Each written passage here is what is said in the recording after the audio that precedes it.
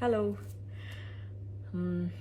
This is the first time that I'm getting in touch with you all to clarify something, and I think this will be the first time that I'll be thinking twice before I speak my heart, because I'm anxious that my words might be misinterpreted. So forgive me if I take a while longer than usual to communicate my thoughts. And I'd like to do this in English.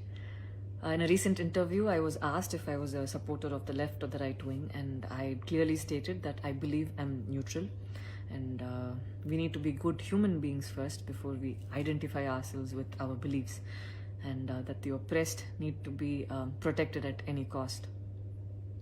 So further into the interview, I went on to elaborate on how I look at things, and I had quoted two references which had a huge impact on me, and which left me traumatized for days.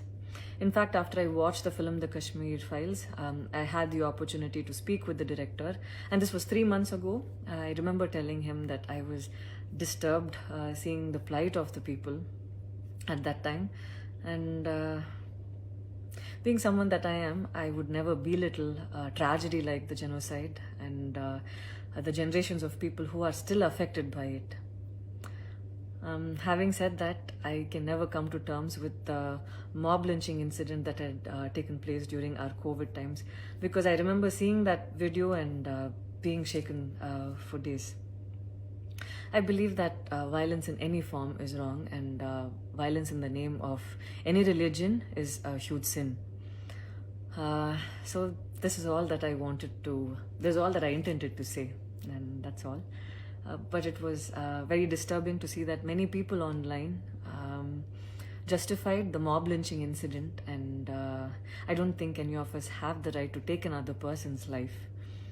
Being a medical graduate, I believe that all lives are equal and all lives are important. And I hope a day doesn't come when a child is born and he or she is scared of his or her identity, and I pray that we're not heading towards that, at least. 14 years of my life, my school life, I remember every day going to school and chanting, "All Indians are my brothers and sisters. I love my country and I'm proud of its rich and varied heritage." So maybe it went so deep into my head, and we as children would never differentiated each other based on culture or caste or religion.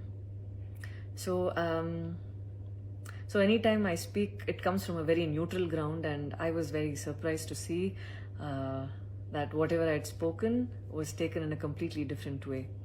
And it was also very upsetting to see that a lot of prominent personalities and websites had carried a snippet from the previous interview that I had given, even without seeing the complete interview or the genuinity behind what was said. I would like to take this opportunity to thank the people who stood by me the last few days, because I remember feeling so alone and conflicted, wondering what I did wrong, and it was heartwarming to see that a lot of people raised their voice in support of me, and I felt like they knew me for who I am. So thank you so much for making me feel like I wasn't alone. So I wish you all happiness, peace and love. Thank you so much.